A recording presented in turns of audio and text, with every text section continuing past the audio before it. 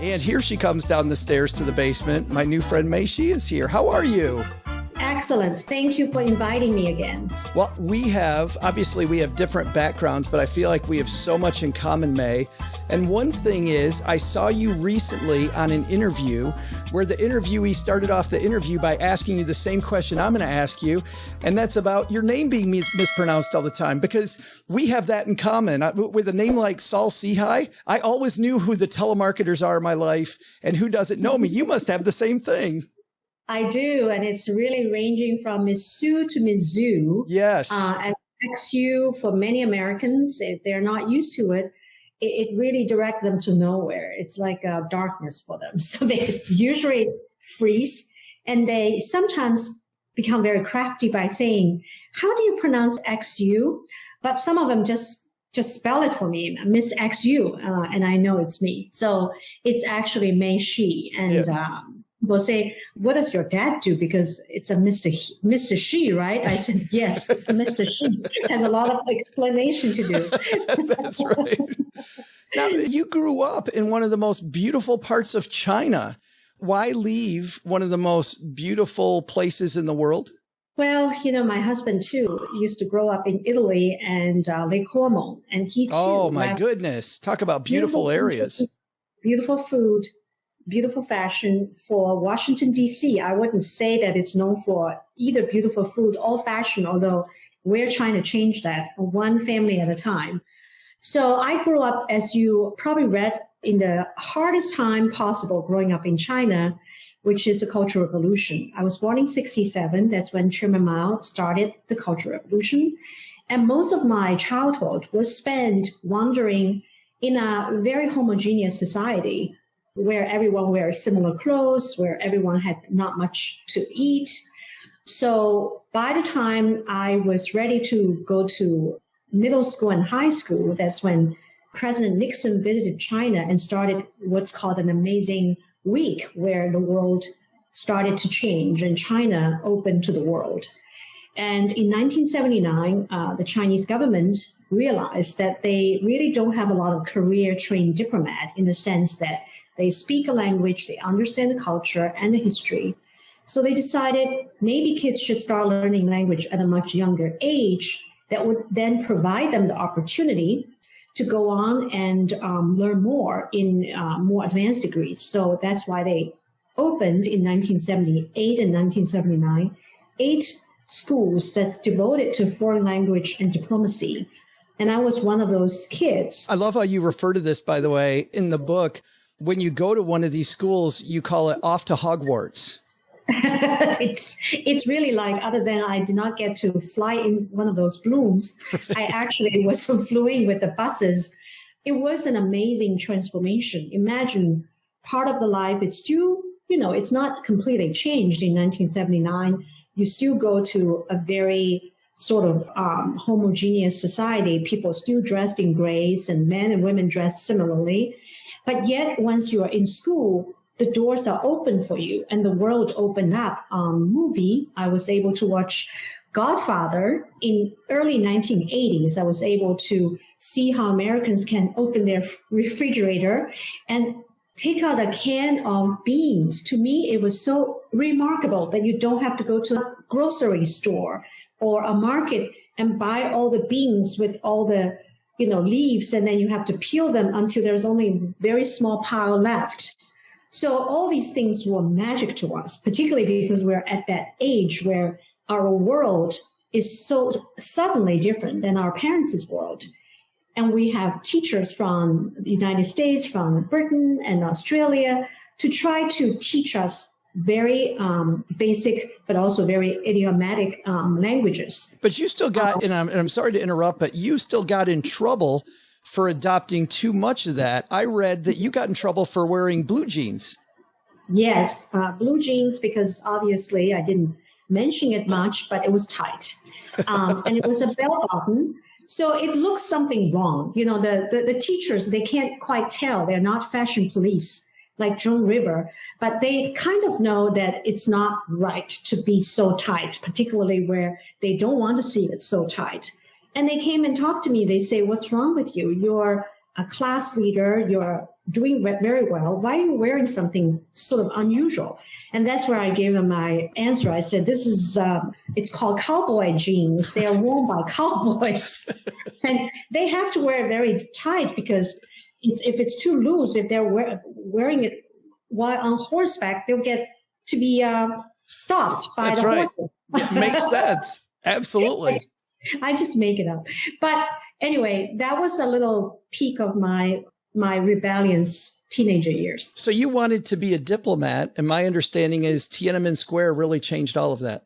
Yeah, I mean, it changes so many people's lives in so many profound ways. I wasn't even there to protest because I was working for the World Bank, and I was very happily at that time almost ignorant to a degree of what exactly has been going on. I heard from my, friends that goes there, every day, because the classes are not going on, by the way. Starting in April, student has protested to not go to any classes. So there's no classes going on. There's no teaching. There's no homework. Everybody is in this very sort of bizarre position to just wait and see what will happen. So when it did happen, it was a big event, obviously. So big that the graduating year, which is my year, in July, was basically sent away from major cities. So there couldn't be any other more gatherings by the student. Yeah. And I was then sent away to northern China. I don't know if you know the city, Dalian. It's a port city, but north of Beijing. And my job was to really not practice English, but helping to look after minerals that are being shipped by the boatload. And my job was really very boring and almost going to let me lose my English and other language capabilities. You make this plan to come to the United States, and I will forego people that want to know this full circuitous route of how you got that done. We'll let them read the book and get all that. Yeah. But I'll skip to you coming to the United States. You initially go to school for a journalism degree when you get here. Number one, why journalism? And then number two, it sounds frustrating. I can read the frustration in the book that didn't work out. Why journalism first? And why do you think that didn't work out? I was interested in journalism because of the communication aspect that I noticed is missing in a way when I worked for the World Bank. So the World Bank in the early 80s started to extend its aid program to China. And I noticed during my mission as a translator for many of those aid programs is that the local government seldom have a chance to really brief the local population of what kind of facility they're getting from the World Bank. For example, we went to what is basically the very controversial area of Xinjiang. It's to the north and northwest of China. And I remember going there, and we were building latrines, which is a better way to call toilets for them. And by the time I finished the journey, and we were just talking to local communities, and they say, but we don't want latrines. And I said, why? They say, it is so dry here.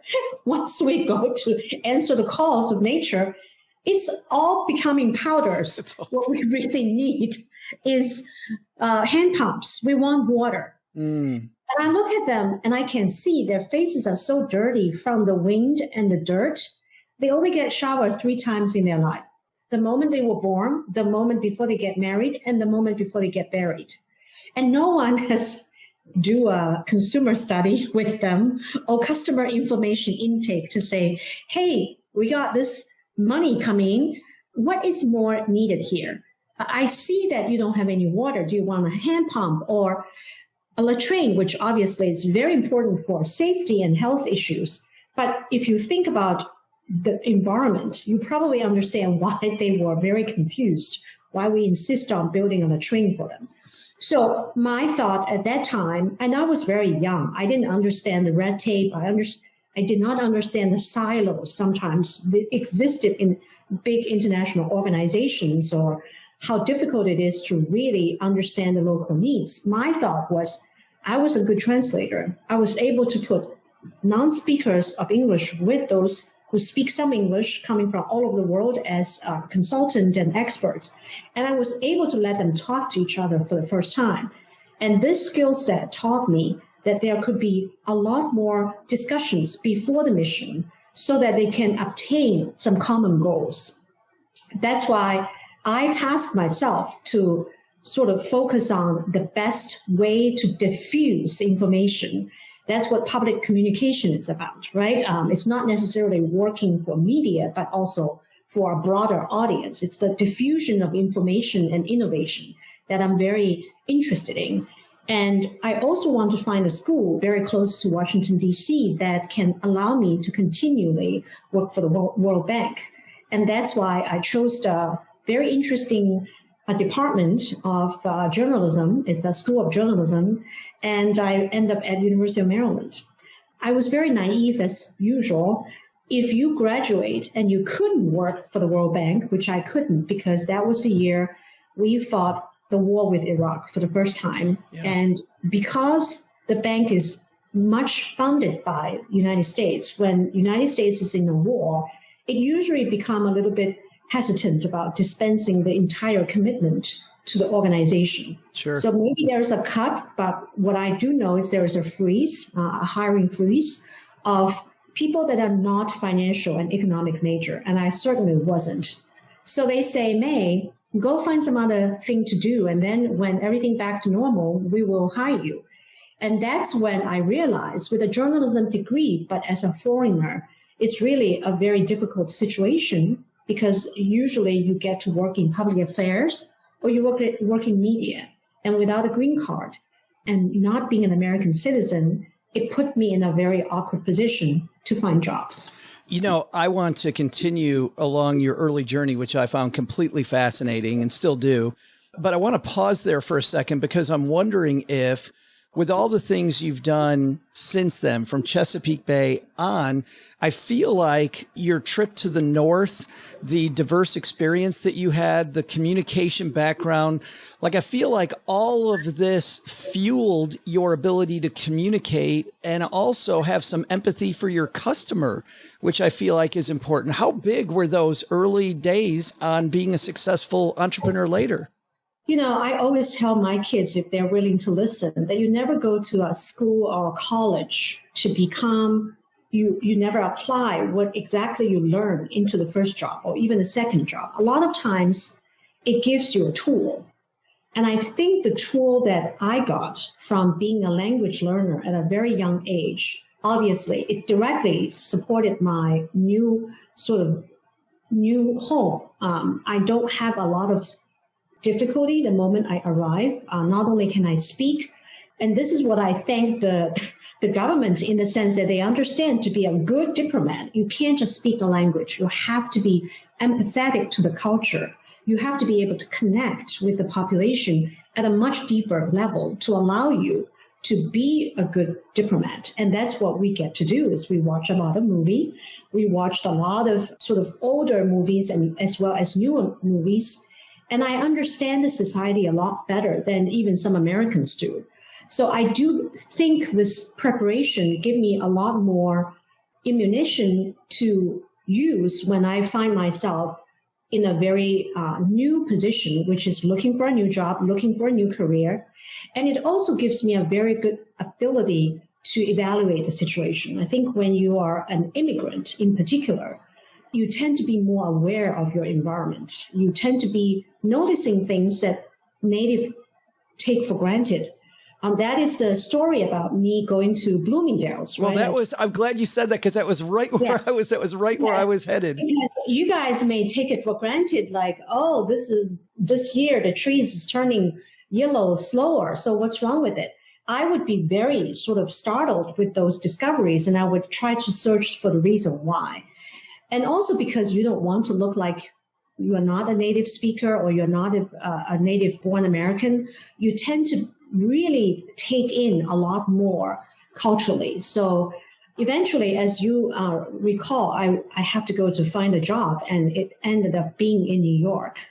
I was working for a high-tech medical company that started to export to Asian market, particularly to China, all the high-end CTs and MRIs and ultrasound machines.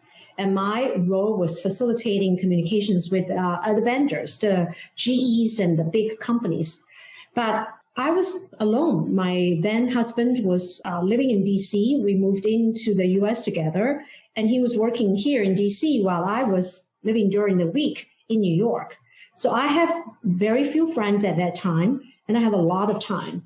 And what do? Nowadays, nobody has time because we can all go on the internet. Right. But back in 1990, you really don't have anything else other than watching TV.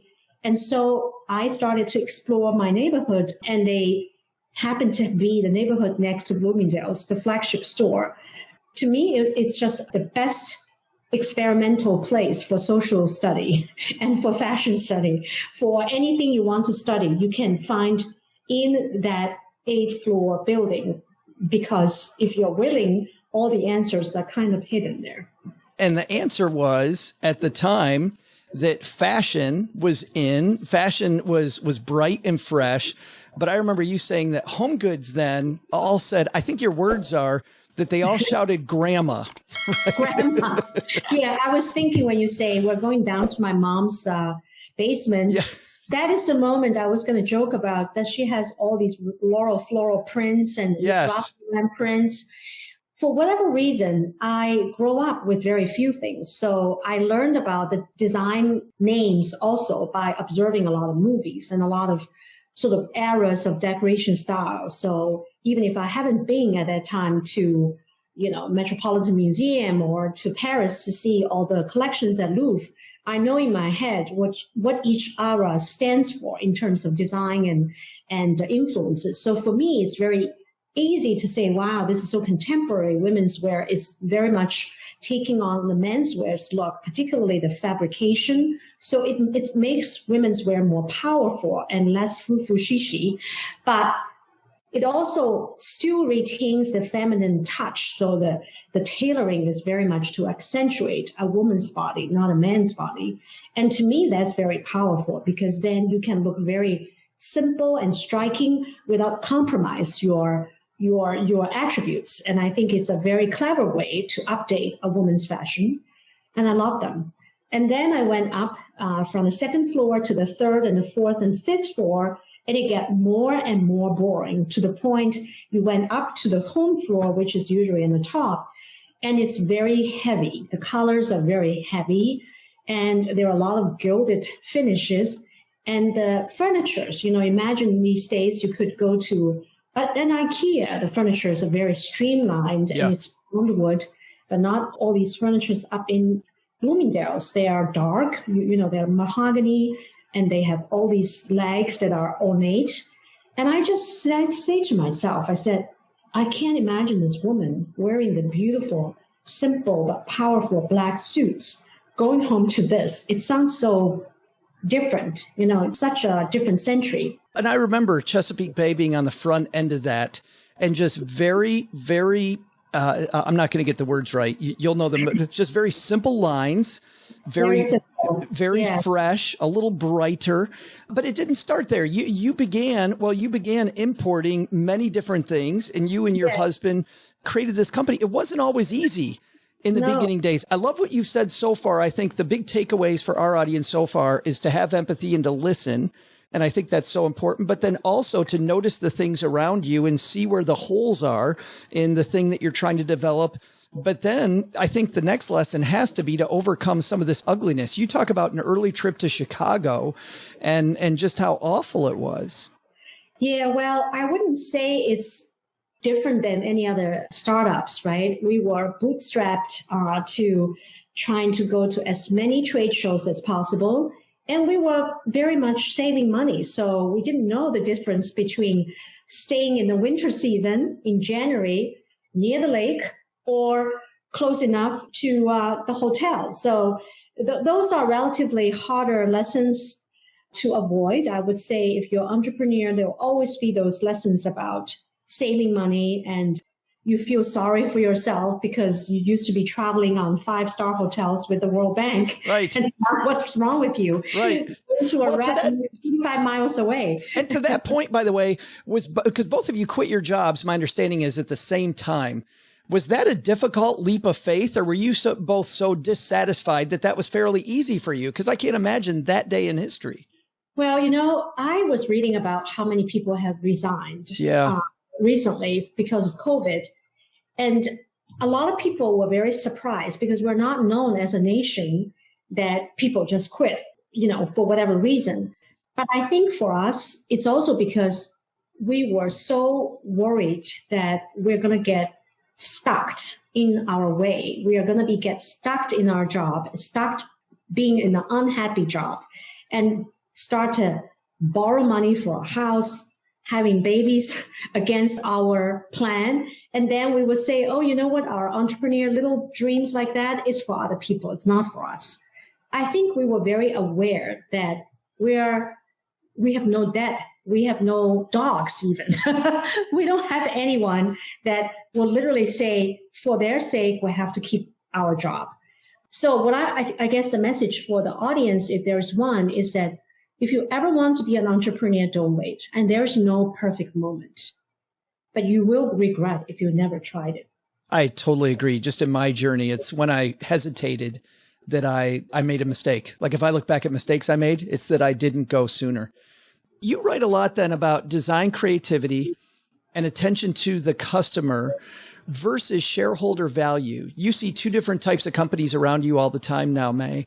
Talk about the difference there in your philosophy about creativity and customer loyalty over profit margin. Well, it's such a heated topic nowadays, right? We used to hear, the defense when people stuck in their way at an organization. What's wrong with that? We have given great results on the top line as well as the bottom line. Our shareholders are happy.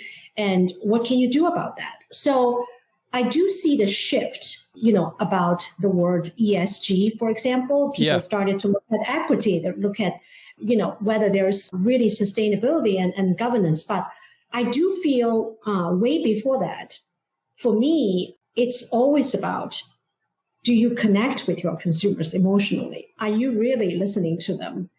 Because of the fact that we partner with some of the best tech companies in the retail world, I would say, case in point, I always love to talk about Target. I like to talk about them because they were one of the first company, if you recall, that I feel I got trained by, that really put us in a different level of competitiveness. I think I become a business person because of them. I was an entrepreneur, but I become a real business person because of the intel that they were able to share on a very regular basis. We're able to learn, of this week, you have 2,000 stores in every corner of the United States.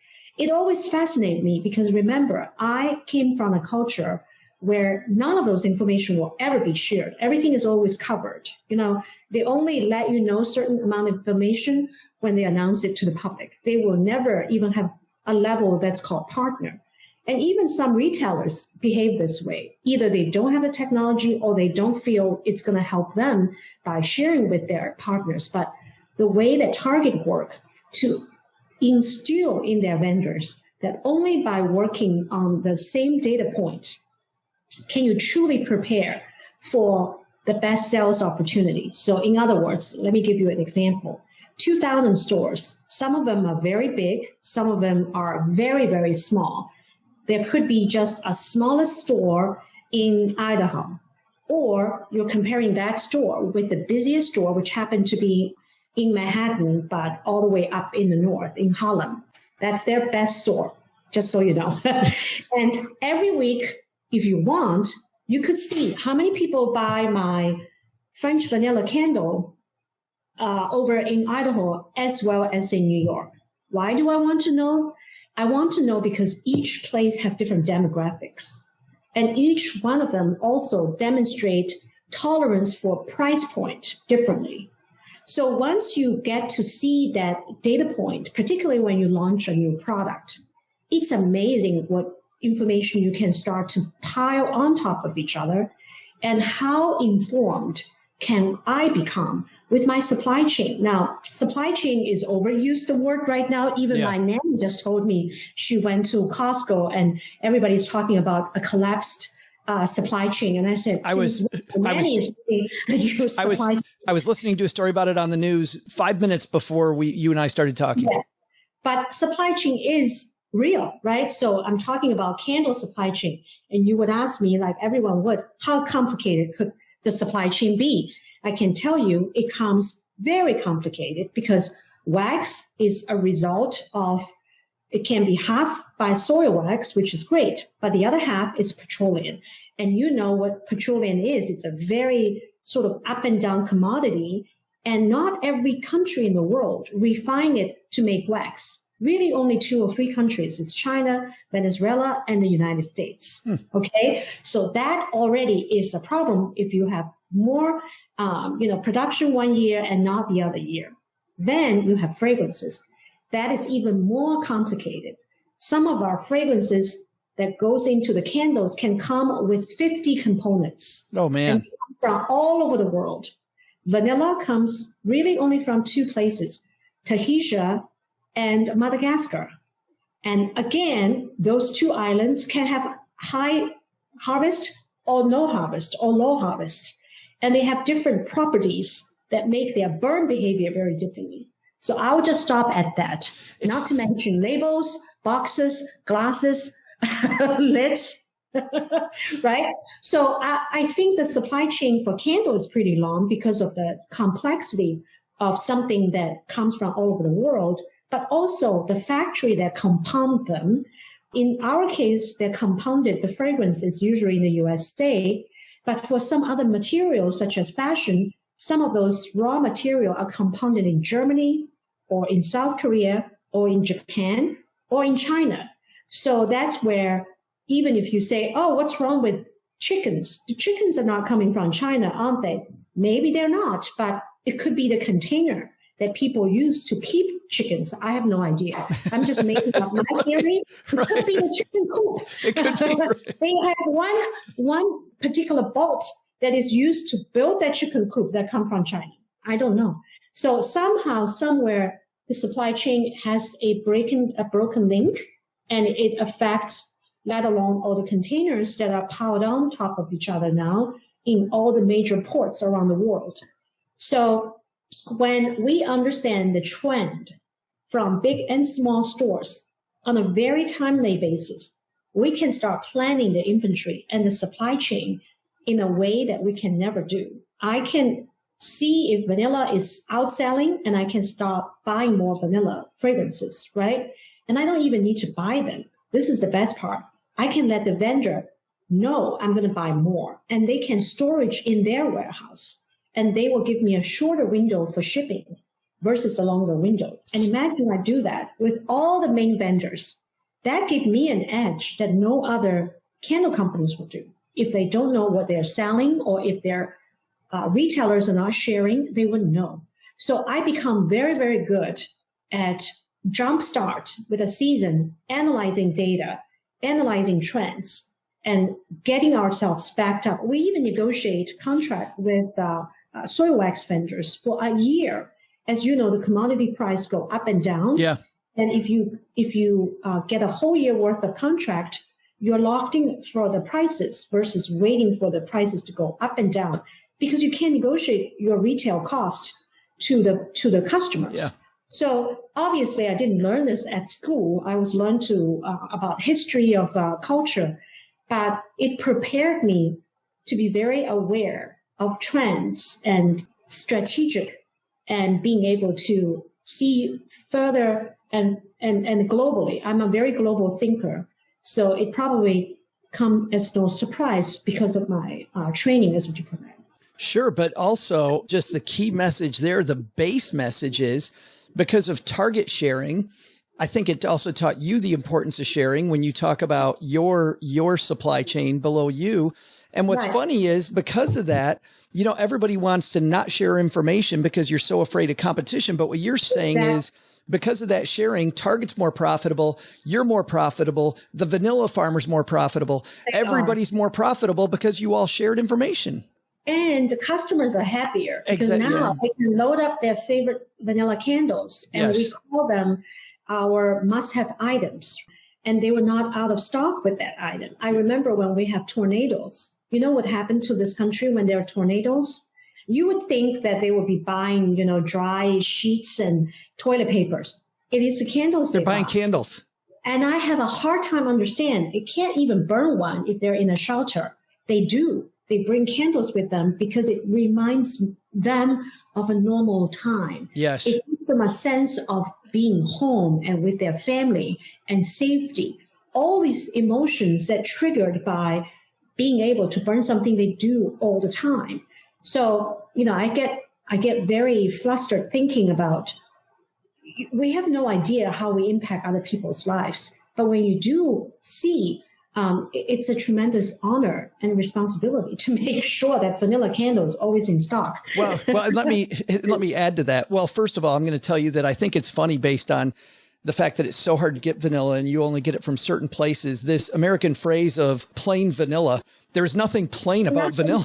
Yeah, no, it's actually one of the favorite fragrances for many people, as well as one of the most important food flavor in many cultures. So it is the reason why we cannot be out of stock. And vanilla is coming in so many different formats because at Chesapeake Bay, we used to innovate, right? We have a vanilla with lavender, for example. Yeah. So it's a fun thing to do. I wanted to pile on, though. We had at my old house, we had a portion of the house where my office was, and it was we get cold there in the winter in the heating system in that end of the house. There were a lot of windows. It was beautiful. But to feel like I was warm, I would always take one of your candles and burn it right in front of me. So I was a big fan of your candle. It was attractive and it smelled good and it made me think I was warm when I wasn't. So exactly. That's a thing we call them mandel. We notice a lot more candles are burned by men. I call them mandels. That's fantastic. Because people have been reporting that their husband has been taking their candles away, particularly during COVID. My wife will tell you that I'm the candle burner in our relationship. I totally am. You need a mandel all the time. I want to ask you, I want to change fronts here and fast forward to today, because largely your company today is so much different. Yes, She May is the name of your company, and it's mostly online. How does that change the game in entrepreneurship today versus when you first launched Chesapeake Bay? What are you thinking about today as an entrepreneur that you weren't thinking about then? Yeah, I have to say you hit the nail on the head. It is very different. I have to confess that when I was working in the consumer world, because it's mostly B2B, right? It's not B2C. I don't really know a lot more than I should about all the marketing sort of strategies. Nowadays, you need Facebook ad, you need Google Shop ad, you need influencers. You need to be out and talking all time through different channels. There are people who only get to you if you are on Pinterest. There are people, I'm sure, that only gets to know a brand because of TikTok. So for us, merchandising and working with women design product is not the hard part. The hard part is to make sure that we can reach that consumer. She is no longer coming to Target or coming to Macy's. Consumers are shopping online, offline. They're responding because their friend is recommending them to go check something out. So they're coming almost like from all over the directions, and you need to be able to catch them when you can. We need to be able to understand what they're looking for. And you also need to still be able to stay true to your mission. And the mission is to elevate women-owned brands.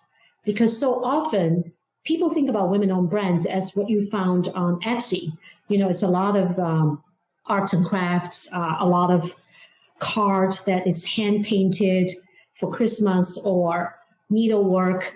They did not understand that women designers really are working for women by themselves, because they usually started because they can't find certain product in the way they want it. And they realized that there is a niche, that there is an unfulfilled need that they could try to fulfill. That's sort of my mission right now, but I can't tell you that I'm already figuring everything out. I would be very curious if anybody that's listening to you to say, hey, May, I think you need to do ABC, because I'm still learning every single day. But I still get the same message. You're still listening. You're still empathetic to the community. And I think that obviously is why you've been such a success. Also, your book is called Burn: How Grit, Innovation, and a Dash of Luck Ignited a Multi-million-dollar Success Story.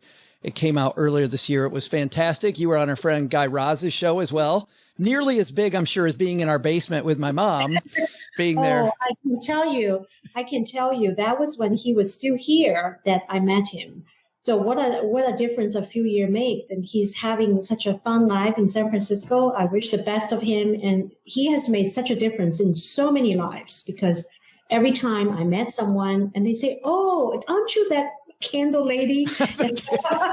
I said, "Yeah, God, yes." So to have that impact is incredible. So I really enjoy talking to you and other podcast founders, because you guys are entrepreneurs too. It's also a journey that it's very much an entrepreneurial journey. We're just entertaining ourselves, May.